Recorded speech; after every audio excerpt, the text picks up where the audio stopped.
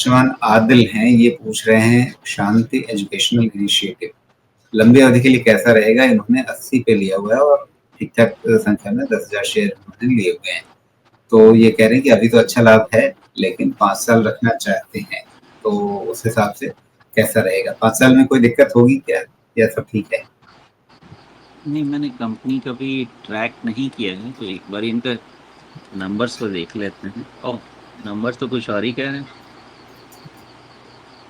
शांति educational. Okay, एक चीज़ तो ये है ना कि मैं पहले एड्यूकॉम ट्रैक करता था जिस समय वो लिस्टेड था। उसके बाद मैंने बायजूस का हाल देखा। मेरा मानना ऐसा है कि इस सेक्टर में इन्वेस्टर के लिए वेल्थ क्रिएट करना तो मुश्किल है, प्रोमोटर के लिए वेल्थ क्रिएट हो जाता है, लेकिन इस सेक्टर में एक तो सबसे बड़ी प्रॉब्लम मैंने ये देखी है ना कि ये लोग बहुत ज़्यादा आनन फानन एक्सपैंड करने लगते हैं और एक्सपेंशन में बहुत डेट क्रिएट कर लेते हैं। इस कंपनी के फेवर में एक ही बात जाती है कि इसने बहुत डेट क्रिएट नहीं किया। अदरवाइज बाइजूस का इशू देखें, आई थिंक एड्यूकैम का भी इशू देखें, तो उन लोगों ने डेट बहुत क्रिएट कर लिया और उसके कारण से उनका डिमाइज ऑलमोस्ट तय था।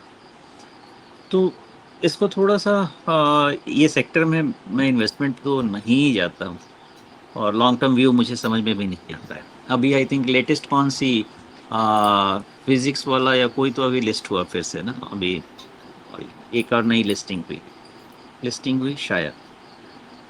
इसके वैल्यूएशन मुझे तो लगता है बहुत एक्सपेंसिव हैं। अबाउट 1800 करोड़ की कंपनी है, 250 टाइम्स पे है, बहुत ही छोटा सा आरओई है। मेरे हिसाब से तो बहुत एक्सपेंसिव है वैल्यूएशन। जिन्होंने भी लिया है उनको सोचना चाहिए, किसी भी एंटरप्राइज वैल्यू के टर्म्स में भी बहुत ही एक्सपेंसिव वैल्यूएशन है। इसको क्या होल्ड करके रख रहा है, I have no clue, no idea. Sales term में भी देखा जाए तो भी एक्सट्रीमली ओवर वैल्यूड है। मार्जिन्स पे भी देखा जाए तो हर पैरामीटर पे ये तो बहुत ज़्यादा ही एक्सट्रीमली ओवर वैल्यूड है। आई डोंट नो इन्होंने क्यों लिया है, क्या लिया है, और 15 करोड़ का क्वार्टरली सेल्स है। ओके, इसमें और ऐसा भी नहीं है कि सेल्स में बहुत ज़्यादा कंसिस्टेंट ग्रोथ दिख रहा है। सेल्स में थोड़ा सेल्स लंपी है, कभी बढ़ जाता है और उसके बाद गिरने भी लगता है ऑन अ कंसिस्टेंट बेसिस। मुझे ऐसा तो कुछ नहीं समझ में आ रहा है जी कि इसमें मैं इनको कोई फंडामेंटली बहुत कंफर्ट दे पाऊँ। पैरामीटर्स मुझे फेवरेबल नहीं लगा है। और बाकी मेरे हिसाब से फंडामेंटली तो किसी भी फिल्टर पे मेरे नहीं आ पाएगा ये। इसको प्राइस वॉल्यूम के हिसाब से ही देखना जाना चाहिए, मेरा तो अंदाजा ऐसा ही। जी। हालाँकि अगर आप इसको वार्षिक रूप से देखें तो फिर आपको पिछले 3 साल के अंदर इसकी सेल्स ग्रोथ ज़बरदस्त हो गई है। नहीं, सेल्स ग्रोथ हो तो रही है, लेकिन क्वार्टरली सेल्स में कोई स्टेबिलिटी नहीं है और मार्जिन प्रोफाइल भी इतना स्ट्रांग नहीं है ना। देखिए, पहला तो एजुकेशन का बिजनेस है, इसमें आपका कॉस्ट कहाँ आना चाहिए, मार्जिन तो इतना कम होना नहीं चाहिए। मुझे नहीं लगता कि इस बिजनेस में मार्जिन इतना कम होना चाहिए।